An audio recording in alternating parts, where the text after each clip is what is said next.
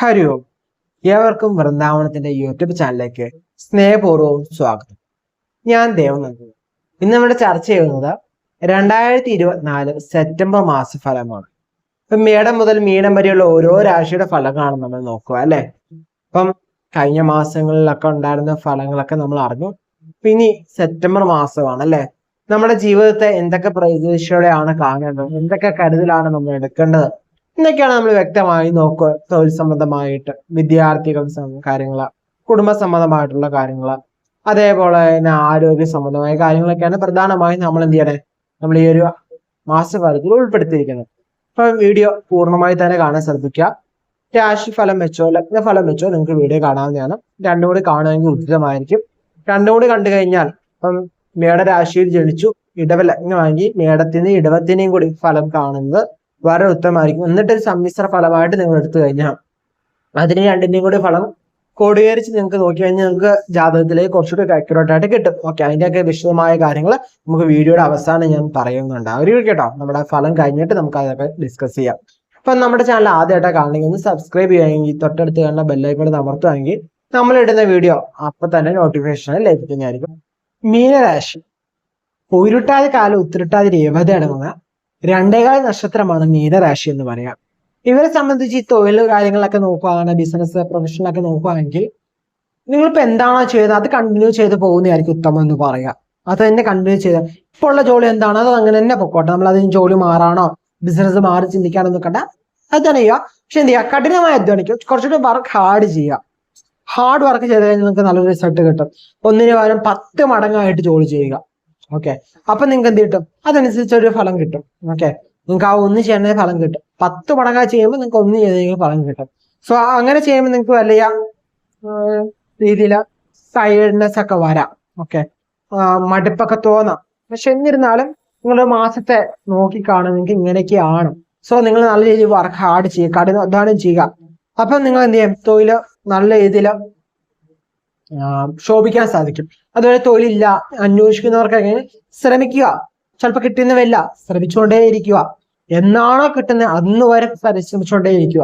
Okay, അപ്പൊ നിങ്ങൾക്ക് വേണ്ട കൃത്യമായി നിങ്ങൾക്ക് അനുഭവത്തിൽ വരേണ്ട തൊഴിൽ ഏതാണോ അത് കൃത്യസമയത്ത് നിങ്ങൾക്ക് കിട്ടും. പക്ഷെ എന്ത് ചെയ്യണം, വർക്ക് ചെയ്യണം, പരിശ്രമിക്കണം. പരിശ്രമിക്കാതെ വീട്ടിലേക്ക് ലെറ്റർ വരുമെന്ന് വിചാരിച്ചിരിക്കല്ല, പരിശ്രമിക്കണം. ഓക്കെ, അപ്പൊ നിങ്ങൾക്ക് എന്ത് കിട്ടും, അതിനുള്ള റിസൾട്ട് ഉറപ്പായിട്ട് ലഭിക്കും. അതേപോലെ നോക്കാൻ ബിസിനസ് സംബന്ധമായിട്ട് നോക്കുകയാണെങ്കിൽ ഇൻവെസ്റ്റ്മെന്റ് സൈഡിലേക്കുള്ളവര് ശ്രദ്ധിച്ച് മാത്രം ഓരോ കാര്യം ചെയ്യാം. ഒന്നിനു പുറമെ നമ്മൾ എന്ത് ചെയ്യാം, ഒന്നിനു പുറമെ ഒന്നായിട്ട് ഇങ്ങനെ ഓരോ ഇൻവെസ്റ്റ്മെന്റ് ചെയ്തുകൊണ്ടിരിക്കാതെ കൃത്യമായി അനലൈസ് ചെയ്ത് പഠിച്ച ശേഷം മാത്രം ചെയ്യാം. വേഗതയെ ചെയ്യുന്നവരൊക്കെ ഒന്ന് ശ്രദ്ധ കേന്ദ്രീകരിക്കുക. ധൃതിപ്പെട്ട ഒരു കാര്യത്തിൽ ഇറങ്ങണ്ട, ഇച്ചിരി വേഗതയൊക്കെ കുറച്ച് വെച്ച് നമ്മൾ എന്ത് ചെയ്യുക, ശ്രദ്ധിച്ചു മാത്രം ഓരോ കാര്യം ചെയ്യുക. ഒന്നിനും നമ്മൾ ഓവർ റിയാക്റ്റീവ് ആവാണ്ട്, എന്തൊരു കാര്യത്തിലും ഓവർ, ഇപ്പൊ ജോലി സ്ഥലത്തായാലും ഫാമിലിയിലായാലും നമ്മൾ ഓവർ റിയാക്റ്റീവ് ആവണ്ട, നമ്മളൊന്ന് പേഷ്യൻസ് കൈപ്പിടിക്കുക. അപ്പൊ കുറച്ചുകൂടി സുഖമായിട്ട് നമുക്ക് ജീവിതം കാണാൻ പറ്റും. അതുപോലെ തന്നെ കുടുംബ സംബന്ധമായിട്ട് നോക്കുകയാണെങ്കിൽ ഭാര്യ ഭർത്താക്കന്മാർ തമ്മിൽ ഒന്ന് ശ്രദ്ധിച്ചു പോയി കഴിഞ്ഞാൽ വലിയ പ്രശ്നങ്ങളില്ല. ചെറിയ ചൊറച്ചയച്ച കുറവ് അഭിപ്രായ വ്യത്യാസങ്ങളൊക്കെ ഉണ്ടാവും. ശ്രദ്ധിച്ച വലിയ പ്രശ്നമില്ലെങ്കിൽ അത് ഡൈവേഴ്സിലോട്ട് പോകും. ശ്രദ്ധിച്ചില്ലെങ്കിൽ ഡൈവേഴ്സ് അതുപോലെ വലിയ പ്രശ്നത്തിലേക്ക് പോകും. അല്ലെങ്കിൽ ശ്രദ്ധിച്ച വലിയ പ്രശ്നത്തിലേക്ക് പോകാൻ നിങ്ങൾക്ക് ഉണ്ടാകാൻ പറ്റും. പരസ്പരം ഒന്ന് മനസ്സിലാക്കി ജീവിക്കാൻ ശ്രദ്ധിക്കുക കേട്ടോ. അതുപോലെ തന്നെ നമുക്ക് പരസ്പരം മനസ്സിലാക്കുക എന്ന് പറയുന്നത് അത്ര എളുപ്പമല്ല, കുറച്ച് സമയമൊക്കെ ആവശ്യമായി വേണ്ടിവരുന്ന കാര്യമാണ്. സോ അത് മനസ്സിലാക്കി അങ്ങനെ പോയി കഴിഞ്ഞാൽ വലിയ പ്രശ്നങ്ങൾ, വിവാഹത്തിനൊക്കെ അത്ര അനുകൂലമായ സമയമല്ല, ചെലവൊക്കെ വർദ്ധിക്കുന്ന സമയമാണ്. വിവാഹം കഴിഞ്ഞ സ്ത്രീകളെ സംബന്ധിച്ച് നോക്കുകയാണെങ്കിൽ അനാവശ്യമായ ചെലവുകളൊക്കെ വർദ്ധിക്കാൻ സാധ്യതയുള്ള സമയമാണ്. വർക്ക് കുറച്ച് കൂടുതലായ നമുക്ക് ജോലിയിലുണ്ടാകുന്ന ഭാരം കുറച്ച് കൂടാനൊക്കെ സാധ്യതയുള്ള സമയമാണ്. അതുപോലെ നമ്മുടെ 2 കൈ പോരാത്ത സിറ്റുവേഷൻ, 2 കൈ ഉണ്ടായിട്ട് 4 കൈയും കൂടി ഉണ്ടായിരുന്നെങ്കിൽ എന്റെ പണി തീർന്നേനെ, ഒരു 10 കൈയും കൂടി ഉണ്ടായിരുന്നെങ്കിൽ എന്റെ പണി തീർന്നേനെ, എന്നാലും തികയുന്നില്ല. ആ ഒരു സിറ്റുവേഷനിലേക്ക് വരാൻ സാധ്യതയുണ്ട്. പക്ഷെ എന്നിരുന്നാലും നിങ്ങളൊക്കെ നോക്കണ്ടെന്ന് വെച്ചാൽ നിങ്ങൾക്കൊരു സപ്പോർട്ട് ഒക്കെ ചിന്തിക്കാവുന്ന സമയമാണ്. ആരൊക്കെങ്കിലൊക്കെ ഒരു സപ്പോർട്ട് നിങ്ങൾക്ക് നൽകും. സോ അതൊന്ന് ശ്രദ്ധിച്ചു കഴിഞ്ഞാൽ ഓക്കെയാണ്. അതുപോലെ തന്നെ വിദ്യാർത്ഥികളെ സംബന്ധിച്ച് നോക്കുകയാണെങ്കിൽ നിങ്ങൾ കഠിനമായി അധ്വാനിക്കണം. ഓക്കെ, ഒന്ന് പഠിക്കേണ്ട സാധനം 10 തവണ പഠിക്കണം. മറ്റുള്ളവർ 5 പഠിക്കുമ്പോൾ നിങ്ങൾ 100 പഠിക്കുക. ഓക്കെ, അത്ര ഹാർഡ് വർക്ക് ചെയ്യുക. ഹെവി ഹാർഡ് വർക്ക് ആവശ്യമാണ്. ഓക്കെ, അത്ര ഹാർഡ് വർക്ക് ഉണ്ടെങ്കിൽ കുഴപ്പമില്ല. അല്ലെങ്കിൽ പരീക്ഷയിലൊക്കെ എഴുതുന്നവരെ ശ്രദ്ധിക്കണം. ഓക്കെ, അല്ലാത്തൊരു നല്ല രീതിയിൽ ഹാർഡ് വർക്ക് ചെയ്താൽ പേടിക്കണ്ട. അതുപോലെ തന്നെ പ്രാക്ടീസ് ഒക്കെ നല്ല രീതിയിൽ പ്രാക്ടീസ് ചെയ്യുക, എക്സാം പ്രാക്ടീസ് ഒക്കെ നല്ല രീതിയിൽ ചെയ്യുക. ഏഴര സമയമാണ്. സോ നമ്മൾ എന്ത് ചെയ്യാം, എല്ലാ കാര്യങ്ങളും നല്ല രീതിയിൽ കഠിനമായി തന്നെ പ്രാക്ടീസ് ചെയ്യാം. നമ്മൾ ഫുൾ പോർഷൻസ് കവർ ചെയ്യാൻ ശ്രദ്ധിക്കുക. പരീക്ഷയ്ക്കൊക്കെ ഇന്ന പോർഷനെ പരീക്ഷയ്ക്ക് വരുള്ളൂ, അല്ല ഇങ്ങനെയൊക്കെ വരുള്ളൂ എന്നൊക്കെ വിചാരിച്ച് നിൽക്കാതെ പൂർണ്ണമായി പഠിക്കാൻ ശ്രമിക്കുക. അതിനനുസരിച്ച് പൂർണ്ണമായി വർക്ക് ചെയ്യുക. നമ്മൾ നന്നായി വർക്ക് ചെയ്തു, പിന്നെ പരീക്ഷയ്ക്ക് നമ്മൾ തോപ്പിക്കാൻ പറ്റുമോ? ഇല്ല. നമ്മൾ ഫുൾ ടോപ്പിക് കവർ ചെയ്തിട്ടുണ്ടെങ്കിൽ ഫുൾ പാഠം നമുക്ക് കാണാപ്പാടാണ്, അല്ലെങ്കിൽ മൊത്തം അണ്ടർസ്റ്റാൻഡിങ് ആണ്. നമുക്ക് പരീക്ഷ എങ്ങനെ ചോദിച്ചാൽ നമുക്ക് എഴുതാൻ പറ്റൂലേ? സോ ആ കാര്യത്തിൽ ടെൻഷൻ അടിക്കേണ്ട ആവശ്യം ഇല്ല. സോ നിങ്ങൾ പൂർണ്ണമായി തന്നെ വർക്ക് ചെയ്യാൻ ശ്രദ്ധിക്കുക, അപ്പോൾ വലിയ പ്രശ്നങ്ങളില്ല. അതുപോലെ തന്നെ ആരോഗ്യ കാര്യങ്ങൾ കൂടി ശ്രദ്ധിക്കുക. അതുപോലെ തന്നെ കൂട്ടുകെട്ടൊക്കെ കേൾക്കുമ്പോൾ എന്ത് ചെയ്യുക, ഒന്ന് ശ്രദ്ധിക്കുക. നല്ല കൂട്ടുകെട്ടാണോ, നമുക്ക് വല്ല അപകടം പറ്റുന്ന കൂട്ടുകെട്ടാണോ എന്ന് ചിന്തിച്ച് മാത്രം ആ കൂട്ടുകെട്ടുകളിൽ പോയി ചീത്ത സ്വഭാവങ്ങളുള്ള കൂട്ടുകെട്ടിലേക്ക് നിന്നൊക്കെ ഒഴിഞ്ഞു മാറി നിൽക്കുന്നതായിരിക്കും ഉത്തമം എന്ന് പറയുന്നത്. പേരൻസ് ഈ കാര്യം ഒന്ന് ശ്രദ്ധിക്കുന്നത് ഉത്തമമായിരിക്കും കേട്ടോ. ആരോഗ്യ സംബന്ധമായിട്ട് നോക്കുകയാണെങ്കിലും ആരോഗ്യ കാര്യങ്ങളൊക്കെ ശ്രദ്ധിക്കണം. വലിയ പ്രശ്നങ്ങളുണ്ടോന്ന് ചോദിച്ചാൽ വലിയ പ്രശ്നങ്ങളൊന്നുമില്ല, പക്ഷെ ശ്രദ്ധിക്കാൻ ആവശ്യമാണ്. കൊച്ചിന് എന്തെങ്കിലും കാര്യത്തിന് സപ്പോർട്ടൊക്കെ ഉണ്ട്, മരുന്ന് കാര്യങ്ങളിലൊക്കെ കലക്ടൊക്കെ പ്രദാനം ചെയ്യും. ഗുരുവും കൊച്ചിനും കൂടെ അടുത്തടുത്ത് വരുന്ന സമയമാണ്. സോ പ്രശ്നങ്ങൾ വന്നാലും അതിനൊക്കെ മറികടക്കാനൊക്കെ സാധിക്കും. ഓക്കെ, അത്രയൊക്കെ ബുദ്ധിമുട്ടുകൾ വന്നാൽ അതിനൊക്കെ മറികടക്കും. ഗുരുവും കൊച്ചിനൊക്കെ അടുത്തടുത്ത രാശികളിലാണ് നിൽക്കുക.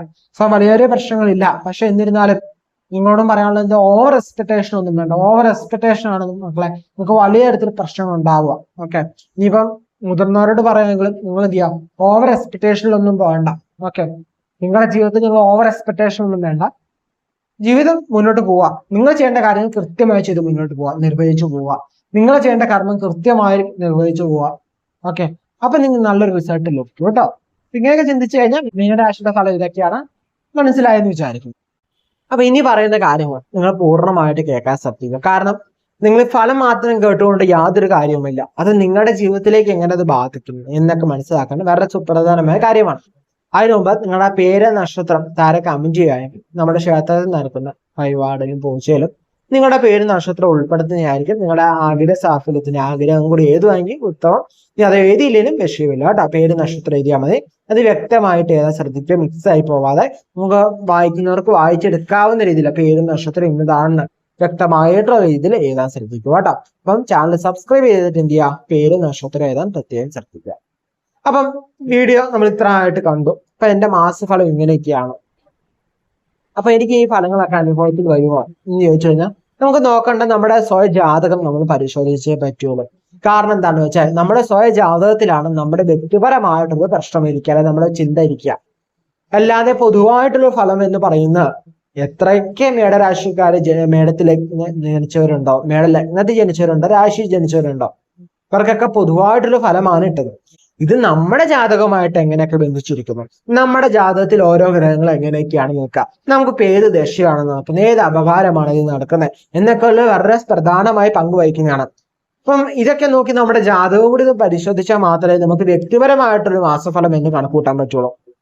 ഇപ്പൊ നമുക്കൊരു നല്ല ഭാഗ്യമുണ്ട്, അല്ലെങ്കിൽ ലോട്ടറി ഭാഗ്യമുണ്ട് എന്നൊക്കെ പറയുമ്പോൾ നമുക്കത് എത്രമാത്രം അനുഭവത്തിൽ നമുക്ക് ആ ഭാഗ്യ അനുഭവം നമ്മുടെ ജീവിതത്തിൽ എങ്ങനെയൊക്കെ വന്നേക്കുന്നുണ്ട് നമ്മുടെ ജാതകം നോക്കിയാൽ അറിയാൻ പറ്റുള്ളൂ. കാരണം ജാതകത്തിൽ മോശമായിട്ടാണ് നിൽക്കുന്നത്, നമുക്ക് നെഗറ്റീവ് ഷെയ്ഡാണ് നടന്നുകൊണ്ടിരിക്കുന്നത്. നമുക്ക് ഗോചരാൾ നല്ലൊരു ഫലമാണ് പറഞ്ഞുകൊണ്ട് യാതൊരു കാര്യവുമില്ല.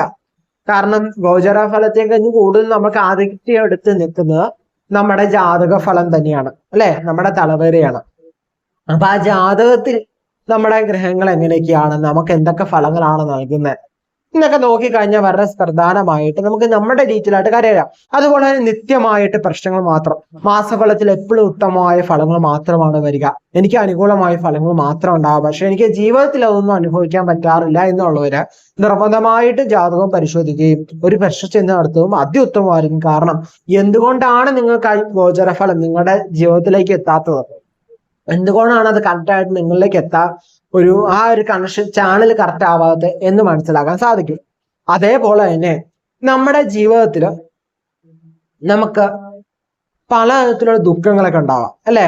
അപ്പൊ ആ ദുഃഖങ്ങൾ ഉണ്ടാകുമ്പോൾ നമ്മുടെ മനസ്സ് ഭയങ്കര ഡൗൺ ആവും, അല്ലെ. ആ മനസ്സ് ഡൗൺ ആവുമ്പോൾ നമ്മൾ ഇങ്ങനത്തെ ഒരു വീഡിയോ എടുത്ത് കാണും, അല്ലെ, ഒരു പൊതു ഫലം എടുത്തു കാണും. അപ്പൊ അതിനെ ഭയങ്കരമായിട്ട് നമുക്ക് ദോഷഫലങ്ങളാണ് പറഞ്ഞതെന്ന് വിചാരിച്ച് നിങ്ങൾ പേടിക്കോ, ടെൻഷൻ കേട്ടോ, പിന്നെ അവിടെ നിന്ന് ആധികരിച്ച് നിങ്ങൾ വേറെ വേണ്ടാത്ത കാര്യങ്ങളൊക്കെ ചിന്തിച്ചൊക്കെ പോവാറുണ്ട്, അല്ലെ. അപ്പൊ അങ്ങനെ ഒന്നും പോകണ്ട. കാരണം എന്താ, ഗോചര ഫലത്തെയും കഴിഞ്ഞ് കൂടുതൽ നമ്മുടെ ജാതക ഫലമാണ് നോക്കുക. അപ്പൊ ആ ജാതകത്തിൽ നമുക്ക് എങ്ങനെയുണ്ട് എന്ന് നോക്കിക്കഴിഞ്ഞാൽ നമുക്ക് എല്ലാ രീതിയിലുള്ള പ്രശ്നങ്ങളും നമുക്ക് പരിഹരിക്കാൻ സാധിക്കും. ഓക്കെ, അപ്പൊ അതൊന്ന് ശ്രദ്ധിച്ച് മുന്നോട്ട് പോയി കഴിഞ്ഞാൽ നിങ്ങൾക്ക് വളരെ ഡീറ്റെയിൽ ആയിട്ട് നിങ്ങളുടെ ആ പ്രശ്നങ്ങളൊക്കെ സോൾവ് ആയി നിങ്ങളുടെ ജീവിതത്തിൽ ശുഭപ്രതീക്ഷയോടെ നിങ്ങൾക്ക് മുന്നോട്ട് പോകാൻ സാധിക്കും. എപ്പോഴും ശുഭപ്രതീക്ഷയോടെ ഇരിക്കുക, ദുഃഖമൊന്നും വേണ്ട കേട്ടോ.